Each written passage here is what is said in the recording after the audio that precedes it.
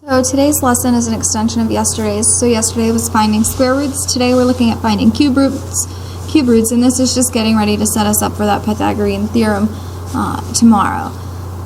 So finding cube roots really is very similar to square roots. So a cube root, instead of it being a number just multiplied to itself once, it's multiplied to itself and then multiplied to itself again to equal a given number. So we still use that radical sign, but now we put the 3 on the top to indicate that someone should be taking the cube root or be thinking about what number multiplied to itself 3 times equals the given number. A perfect cube is a number that can be written as the cube of an integer. So just like a perfect square is an integer, a perfect cube is an integer, and an integer is a positive or negative whole number. So finding cube roots. You can use guess and check. So 8, you have to think, well, if the answer is 8, the number that I'm starting with has to be small. And all of your answers should be nice whole numbers, usually between 1 and 10. They're not going to go to numbers too much higher than that. So you could start, and so 1, well, 1 times 1 is 1 times 1 is 1. So it can't be 1. So you try 2. 2 times 2 is 4. 4 times 2 is 8. Oh, so the cube root of 8 is 2. For negative 27, well, you can just think of it as 27, and again, it's going to be something on the small side between 1 and 10, just because when we're multiplying, numbers get big quickly. So if this number's not that big, it can't be a big number to start with. So if you know 2 is 8, try 3, and it just so happens that 3 is the answer, because 3 times 3 is 9, and 9 times 3 is 27.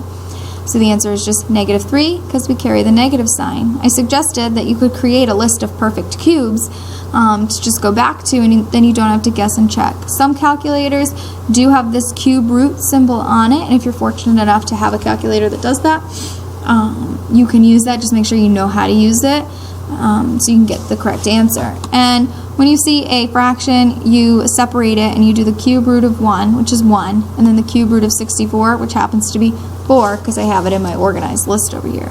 So 1/4. So you all worked on these in class, and these are the answers that you got.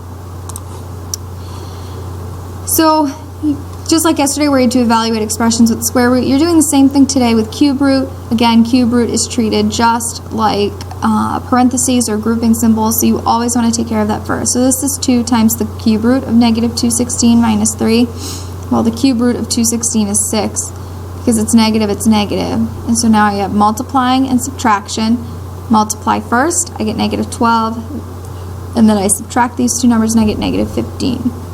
When you see cube root and then they ask you to cube it, it's like these two things just disappear because they cancel each other out. You can still find the cube root and then cube the number if that makes you feel more comfortable, but if you understand that these things cancel out, you can just cancel them out, and you get 125 plus 21 is 146. So you guys did these in class. This one, a lot of you forgot to carry down the negative, which impacted your answer. And some people here did 18 minus 4 first. Always have to take care of that multiplying first, so just be careful. Order of operations still has to be at the top of your thinking when you're evaluating expressions. And then they add in this other piece where you're still following the order of operations, you're still evaluating, but they're going to say, oh, we'll evaluate this when x equals 192, as it is in this example, or when y equals this value. So all you're doing is you're putting in that value and then following the order of operations to solve. Again, just keep in mind that when you have a fraction that looks like this where the numerator is larger than the denominator, see if you can divide that out into a whole number, and in this case it does, 64. So just be aware of that, because if you try to do the cube root of each of these numbers separately, you're not going to get a whole number, and these are all going to be perfect cubes today, nice integers, so keep that in mind. And then you guys worked on these in class. A lot of you tried to do the cube root of 8, then multiply by 64, or you did the cube root of 8 times the cube root of 64.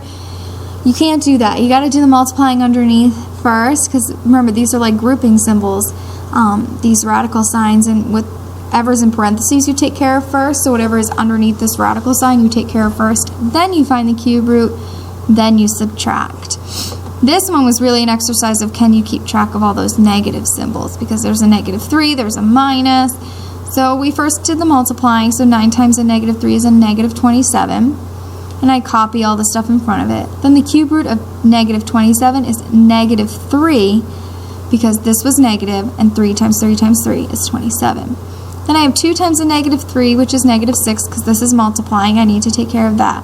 When you have negative 6 minus a negative 3, minus a negative turns into adding. So negative 6 plus 3, and that's negative 3. And then we were talking about area yesterday for square roots, but we can talk about volume and then use our knowledge about cube roots now to solve problems for cubes. So a volume of a cube is just the side length cubed, because all the side lengths are the same. So they're going to give you the volume, you put that in, and then you find the cube root of that number to get rid of the exponent over here. And so you find on this one that 5 inches is the side length, and you can use that small side length information to get the surface area, the big S. So it's 6 times 5 squared. You have to do the 5 squared first. You can't do 30 squared. It's 5 squared, which is 25. And then multiply and you get 150. So here's an example for a music box shaped like a cube. It's 512 cubic centimeters, the volume. Find the surface area. So first you got to use the volume formula. So 512 equals S cubed. I take the cube root of both sides. I should have a little 3 here, but I don't. And the cube root of 512 is 8. So the side length is 8 centimeters. And then I put that into my surface area formula. So 8 squared is 64, and 64 times 6 is 384. Just follow the example in your book or follow this example here. It's going to be using the same 2 formulas and the same path, just different numbers.